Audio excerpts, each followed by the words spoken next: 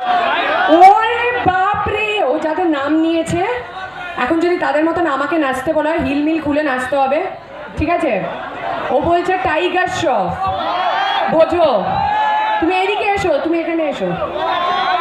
আমাকে অনেকক্ষণ ধরে দেখেছে, তোমায় দেখাটা দরকার, কারণ এরপর বেলদায় তোমার আলাদা পরিচিতি, সবাই চিনে গেছে তোমার। চলো,